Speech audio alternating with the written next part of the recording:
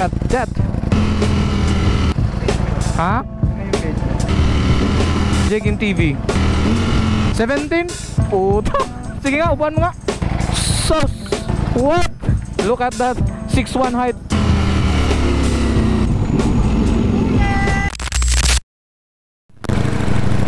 What's up mga boss, mga madam. Gamit po natin ngayon yung Ducati Street Fighter V4S. May kakilala tayong owner ng car wash na to na naka Ducati Multistrada din. Pogi na ulit men. Hindi naman siya madumi. Yung may mga ano lang, alikabok. Ganda ng Ducati Street Fighter men. So yung mangyayari is iuwi na natin to kasi 1 week din sa atin to eh. Ganda men no? Sheesh. So ipapakita ko sa inyo kung anong meron sa Ducati Street Fighter V4S men. Hanap muna tayo ng area na medyo makakasilong tayo. Wow, pogi ng G-Tour men. First time ko makakita ng ganito. Ano ba tong G-Tour men? Brand ba to? G-Tour. Pogi.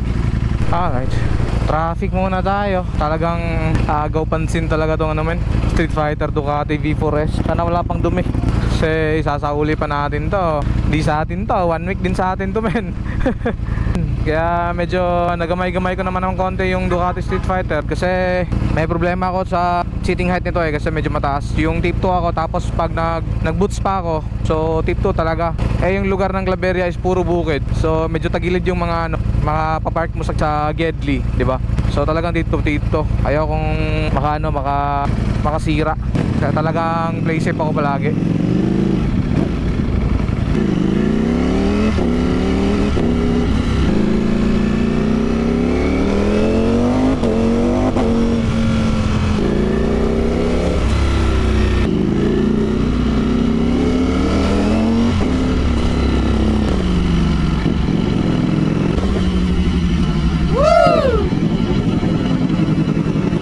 Sabi si kuya.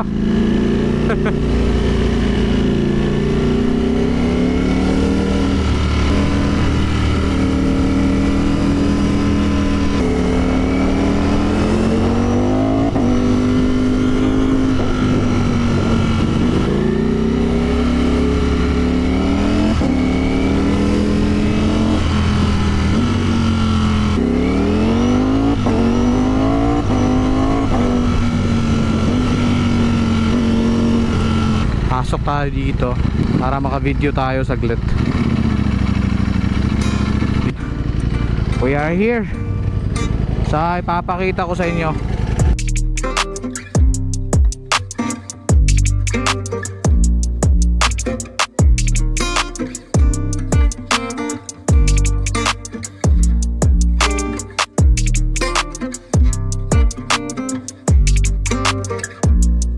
As you can see, this is a Street Fighter Ducati V4S men.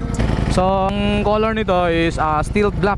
But there's a lot of kind of color like this. Like merong ano, yung red talaga yung parang signature ng Ducati, yung red talaga. So we have LED lights here. Tingnan nyo yung front men, yung headlight niya parang ano no, parang Z1 na maliit. Tsaka ang ganda ng ano tawag dito, yung upside fork. Ito na all-ins. Sheesh man. Tsaka itong Brembo calipers man, dalawa to man. Oh. Ang ganda. Tsaka gold na gold talaga. Kita nyo naman. Grabe. This bike is a beast man. Kaya hindi ko siya talagang sinasagad hanggang segunda, tercera, kwarta lang ako. Hindi ako makakapag literal na talaga na push talaga yung power kasi baka ikamatay ko pa.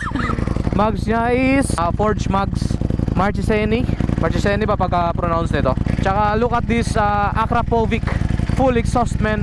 This worth 450,000. This one, kitang-kita yung pagka-legit man no. Talagang blue na dun no. Blue. Tsaka dito. Tsaka iba yung pagka-twist ng elbow man, mga elbow man. Tsaka dalawa yan man. Ito. Tsaka meron pa ito dito. Oh. Dalawa yan. Look at this rear suspension man, all-ins na adjustable. Grabe. Pogi man. Look at that. It's really nice to have this bike man. Yes sir. Ha? 1,103 as far as I know. Ginamit ko lang kasi pang vlog. Tangkad man no. Oh. Ano yung page? Jekin TV. Sige. Ito. Nag-aaral ka pa? Tangkad mo men. Tangkad mo. Anong height mo? 6'1"? Grabe. Ilang taon ka na? 17? Puta. Para ako naging pampaslupa, men. Sige, upuan mo nga. Upuan mo, sige, sige. Huwag ka malala, ako pala sa'yo. Upuan mo lang, 6'1", men. Sus! What? A 17-year-old kid, man. Look at that 6'1" height. Tignan mo yung parang, yung Ducati sa kanya parang naging ano lang. Nice bro, nice, nice. Yeah. Give it a try, man. Give it a try. Yeah, sige, one more. Nice. Damn. Nice, nice, nice. Sige, sige, nice to see you, man. Grabing batang to, man. 6'1". Naging hampas lupa ako, man. 5'4", 6'1". Yung Ducati sa kanya parang wala lang, naging Mio. Grabe. Siya lang yung mismong lumapit talaga sa akin kasi na-amaze siya sa Ducati natin. Grabe, man. Bigyan ko kayo ng ano, ng sound check ng full exhaust na Acra Balvic full exhaust system, man. Original, man. Sheesh. Let's go. Baka pagalitan tayo dito, man. Sarap.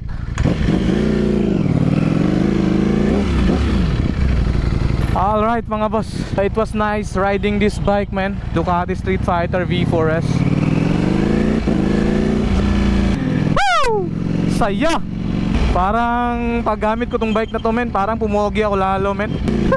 Sheesh! Bodeng, asa si Boss Dep? Lakaw? Kuan pa. Pwede lakaw pag like parts dito. Pasok muna tayo dito sa Ducati. Sheesh! Wow! Sir, afternoon. Ito yung trip ko na helmet to, na worth 48,000. Ducati Porsche. Ganda.